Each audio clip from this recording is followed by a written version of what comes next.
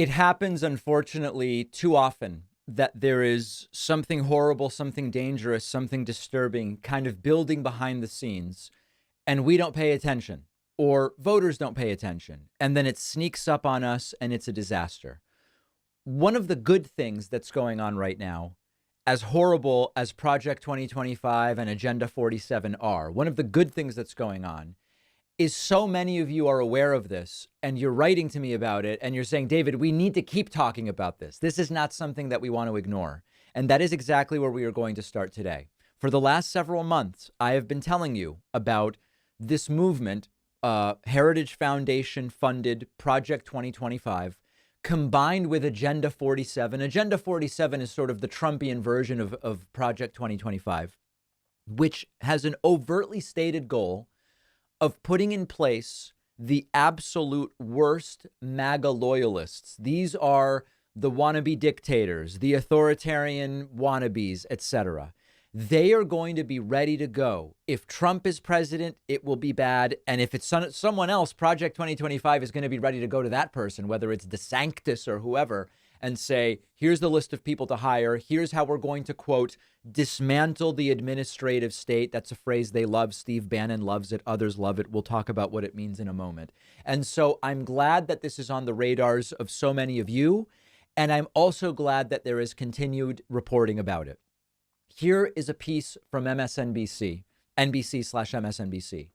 If Trump wins in 2024, he has a dangerous tool for wrecking the government. There is no exaggeration here that Trump, at nearly 80 years old, in his second and final term, would have nothing to lose. He would be completely unrestrained by any codes of conduct or expectations, checks and balances.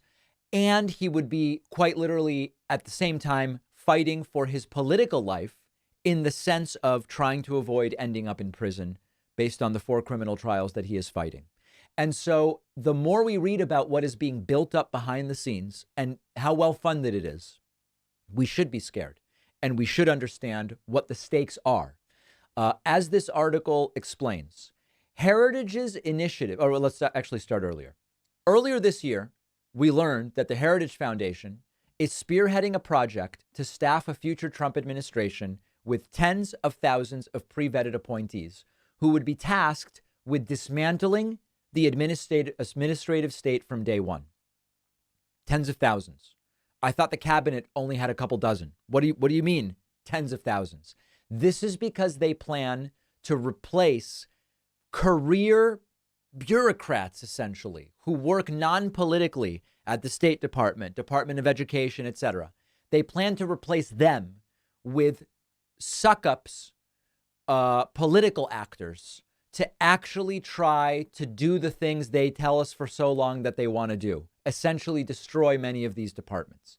Heritage's initiative, called Project 2025, has a reported budget of $20 million, and it is designed to help Trump transform the federal government overnight if he wins the 2024 election. You might recall, during his first term, Trump was routinely hamstrung into executing policies and abusing power because he either failed to fill key bureaucratic positions or was foiled by resistant appointees. The whole point of this plan is to prevent Trump from being to be foiled or to fail, because there are people in those positions who say, hey, I'm a right winger as much as anybody else, but what you're asking for is illegal. What you're asking for is unconstitutional. What you're asking for goes against the primary directive of this department or this agency or whatever the case may be. They are aware that that happened in Trump's first term, and they are building this up to prevent it from happening again. Now, what do they mean by dismantling the administrative state? This is a phrase that they use often. It's used in right-wing political discourse. Propagandists like Steve Bannon use it. People like Vivek Ramaswamy will use it. What do they mean?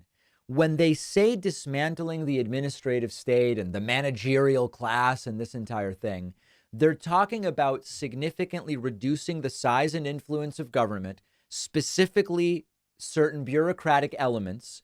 The phrase suggests, oh, we're going to restructure in different ways and make more efficient or whatever. But what they are talking about is the wholesale destruction of important pieces of what the government does. This dismantling of the administrative state would be a threat to so many essential services. It's really popular, particularly among Republican circles, to say there's too much bloat in government. Government has too much power. It's doing too many things. But we aren't talking about extravagances or luxuries. We're talking about basics, right? Delivering essential public services like health care to veterans, education, the EPA, environmental protection, social welfare programs. When they say dismantle the administrative state, they are talking about eroding those critical services on which tens of millions of Americans, maybe even hundreds of millions of Americans rely to different degrees and in many ways, many affecting the most vulnerable areas of society. This is by design. They have figured out a way to make this phrase sound like a consulting speak for we're going to make things more efficient. We're going to dismantle the administrative state. They are talking about generating risks to public safety and health. Government regulations. They love to say we're going to get rid of regulations. Government regulations are there to protect public health and safety. Does this mean that sometimes there might be a particular regulation that is incomplete or misguided or unnecessary? Sure. And we need to deal with that. But they are talking about getting rid of environmental regulations that prevent pollution, food safety regulations that make it so that the food supply is safe to consume. And they are directly going to put at risk public health and safety if they get to do what they want to do. But it's not only that. When they talk about dismantling the administrative state, it's also a disregard for the democratic process, because many of these agencies and regulations in the so-called administrative state are the result of the elected officials we chose deliberating and putting in place what, at least in theory, the people want. Now, can you argue that sometimes our elected officials don't reflect the will of the people? Yes, you can. The way in which our elected officials don't reflect the will of the people is that our elected officials are way to the right of the elected public. Even though the vast majority of the country supports some level of health care for everybody, no matter whether you can pay or not, supports abortion being legal in most cases, supports gay marriage, supports using higher taxes on the very rich to shrink the deficit and to help fund people's social services. Even though the vast majority of the country supports that, it is not reflected in our elected officials. So to the extent that our elected officials don't reflect our desires, it's because we are well to the left of our elected officials. And when they say we're going to get rid of all this stuff, with no due process, they will undermine the democratic principles of the country. And lastly, it is really popular. One of the ways that the right has gotten around dealing with serious issues is when something is very simple, they wrongly say it's very complicated. And when something is very complicated, they wrongly say it's very simple. And the reality with many of the issues facing modern society is that they actually are complicated. If you think about something like climate change or healthcare, all of these areas touch on labor. They touch on environmental protection. They touch on FDA, Department of Transportation. But all of these issues are so big that you need coordinated government action. Now, they will tell you government's inefficient. Let's bring in some company to solve this. It's been proven to be a disaster when it's been tried. So understand that when they talk about dismantling the administrative state, they pretend there are no complex issues for which we need multiple agencies working. These problems are far bigger than any structure Republicans seem to be okay with in order to try to solve. So it's an extraordinarily dangerous aspect of Project 2025, aside from the fact that it also includes, with Agenda 47, prosecuting political enemies, whether they've done something wrong or not, going after media outlets, the entire thing.